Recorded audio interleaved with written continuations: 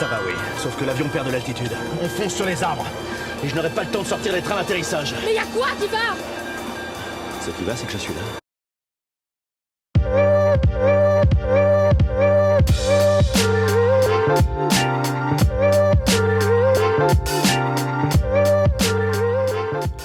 Et bonjour à tous, bienvenue sur la chaîne de l'Examen Crypto. Nous sommes le mercredi 23 octobre 2024, 7h50. On va faire le point bien sûr sur le Bitcoin et on va regarder les news et les altcoins. On s'installe confortablement et on démarre avec cette cryptomap malheureusement dans le rouge. Et oui, le Bitcoin retrace toujours.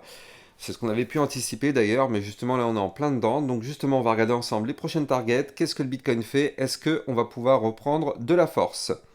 On démarre directement avec le Fear and Greed Index, donc là on est toujours dans le vert, malheureusement, ça c'est pas bon signe.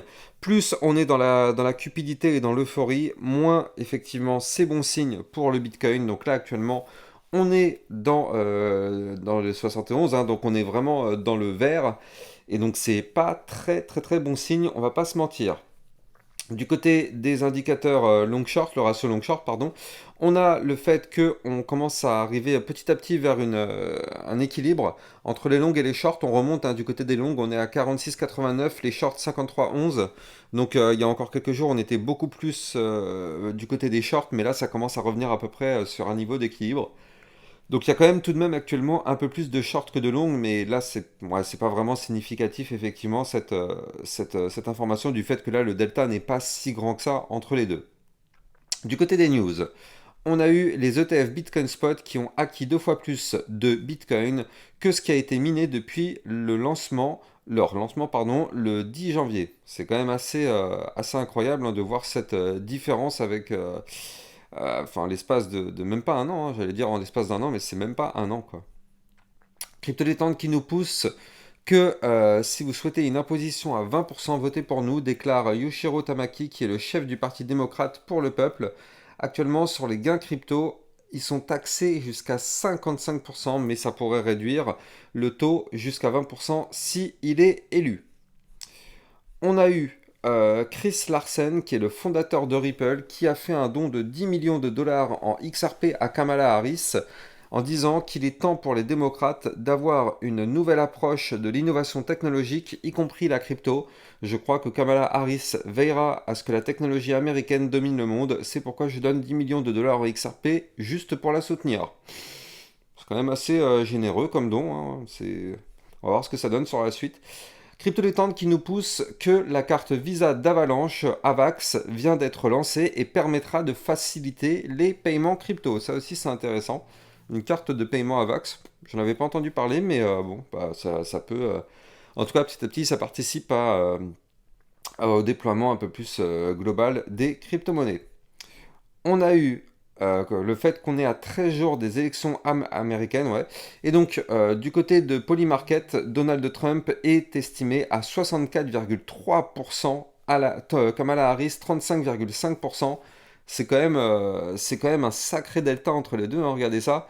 Donc franchement, là, si on prend ces informations, ce serait plutôt Donald Trump qui pourrait gagner haut la main ces élections. On verra bien, on verra bien. Alors en tout cas, pour nous qui sommes dans la crypto, Donald Trump a l'air d'être quand même très pro-crypto. Donc bon, s'il est élu, ça pourrait effectivement avoir peut-être des impacts positifs sur la crypto. Intéressant à surveiller. Toujours du côté des élections américaines, Jamie Dimon, qui est le PDG de JP Morgan, soutiendrait en privé Kamala Harris et envisagerait un rôle dans son administration, possiblement comme secrétaire au Trésor. Il aurait également exprimé à ses proches son opposition à Donald Trump. Voilà, donc du côté des news, on a fait le point. On va s'intéresser maintenant à notre Bitcoin. Mais je rappelle bien sûr à tout le monde que tout ce que je vais dire dans cette vidéo n'est en aucun cas un conseil financier. C'est à vous de faire vos propres recherches. Et n'oubliez pas que le trading de crypto comporte des risques de perte partielle ou majeure. On a un Bitcoin qui est toujours dans une phase de retracement. On n'est toujours pas tiré d'affaire, soyons extrêmement prudents, vous le voyez, hein. Depuis que le Bitcoin a été rejeté par les 69 000 $, il est en plein retracement. Ça, on l'avait largement anticipé sur ma chaîne YouTube, hein, donc il n'y a pas vraiment de surprise pour ceux qui sont déjà présents sur ma chaîne YouTube depuis quelques jours. On avait pu anticiper la divergence baissière, on avait pu anticiper le fait qu'on allait chuter. On est venu chercher le support des 66 956. Ce qui est bien, tout de même, il faut le noter, c'est que ce support, depuis 3 jours, il tient. Donc pour l'instant, est-ce qu'on pourrait faire un retracement plus prononcé ? C'est possible, bien sûr, c'est possible. Pour aller chercher pourquoi pas les 66 074, les 65 535 ou encore les 64 464, c'est possible. Et si on casse ce niveau clé sur lequel on est actuellement à 66 956, ce seront les prochains niveaux clés à venir chercher en tout cas. Maintenant, pour l'instant, le support des 66 956 y tient. Et tant que ce support tient, bon bah effectivement, pour l'instant, il n'y a pas de souci. Pour l'instant, le retracement est contenu. Maintenant, on l'a vu tout à l'heure, hein, il y a quand même le problème du Fear and Greed Index qui est très élevé encore. Donc ça, on sait, c'est pas forcément très bon signe. Donc justement, ce serait possible de casser ce Fear and Greed Index qui est dans l'euphorie en cassant cette zone de support pour aller chercher des points plus bas et entraîner un sentiment de peur. Néanmoins, là pour l'instant, donc comme je disais, on est au-dessus du support. Donc tant que ce support tient, et il peut tenir longtemps, hein, 66 956, donc pour l'instant, pas de danger, pas de danger particulier. Si maintenant on voit qu'on break ce support, bon bah effectivement, hein, on sait qu'on a... Pour moi, le niveau clé de support majeur à revenir tester, pardon, c'est ici les 64 464. Je pense pas qu'on pourra aller plus bas, même si en réalité en crypto-monnaie tout est possible. Mais en tout cas, ce sera déjà un très très bon niveau de support si on revient chercher ce, ce niveau clé, effectivement. Derrière, on voit qu'on est toujours sur une configuration haussière avec des points hauts de plus en plus hauts, des points bas de plus en plus hauts. Donc pour l'instant, on est toujours bullish sur le Bitcoin, il n'y a pas de souci particulier. On est toujours en train de s'établir au-dessus du ruban de moyenne mobile, donc là c'est pareil. Ça aussi, c'est toujours bullish tant qu'on est au-dessus du ruban. Maintenant, nous, ce qu'on veut, c'est casser les 70 210, qui est la grosse résistance aussi qu'il faudra breaker par la suite. En plus de ça, ça correspond au haut du range en vue jour. Donc effectivement, il va falloir surveiller ça. Si on veut vraiment décoller, ce sera un des premiers points clés à breaker. Et puis après, bien sûr, on aura la TH à 73 181 $. Donc là, on est vraiment plus très très loin, mais de toute façon, tant qu'on n'aura pas cassé les 69 000 $, bon bah pour l'instant, il n'y a rien à espérer en particulier. Ce qui est bien, c'est qu'on est toujours bien compressé entre deux niveaux clés, hein. Regardez, on a la résistance qui est ici, le support qui est là. Techniquement parlant, c'est très très propre. Et pour l'instant, on est comprimé entre ces deux niveaux clés. Donc on peut rester aussi entre ces deux niveaux clés pendant un certain temps, hein, tout de même, il faut le noter. C'est ce qu'on appellera une situation de latéralisation. Donc pour l'instant, c'est ce qu'on a l'air de vouloir démarrer, parce que regardez ça, on reste entre ces deux niveaux clés. Maintenant, bon, est-ce qu'on va rester dans cette configuration longtemps? Bon bah ça on verra dans les prochains jours de toute façon.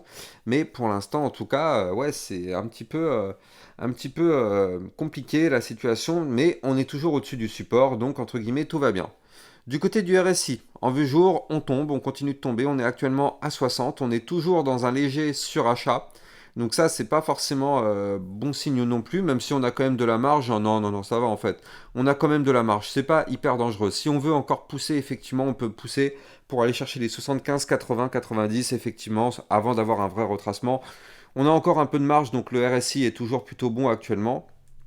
Par contre, ce qu'il faut noter tout de même, c'est ça, c'est ce momentum MACD, malheureusement, le momentum qui, lui, est en train de perdre de la force en vue jour pour les boules, vous le voyez ici, hein, tac, et on s'apprête en vue jour à faire un cross bear, c'est-à-dire que là, les bears pourraient commencer à reprendre la main dans les prochains jours pour justement peut-être faire chuter encore un petit peu le cours, donc ça matcherait parfaitement hein, avec le scénario où moi, je vous le dis, ce Crypto Fear and Greed Index, pour moi, on doit chuter, c'est inévitable, on doit chuter pour aller chercher des points plus bas, là, ici, aller chercher la zone médiane ou bien la zone de la peur.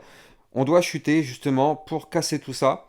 Et donc, là, on va pouvoir avoir, si on fait ça, un retracement pour aller chercher donc les points plus bas, comme je l'ai dit, pourquoi pas les 65 535 ou encore les 64 464. On verra ça. On verra ça, mais là, en tout cas, on est plus toujours du côté du retracement plutôt que d'une poussée haussière. Maintenant, ce qu'il faut noter tout de même, c'est qu'en vue plutôt court terme, là vous le voyez, on est toujours à l'intérieur du range, donc pour l'instant, pas de souci particulier.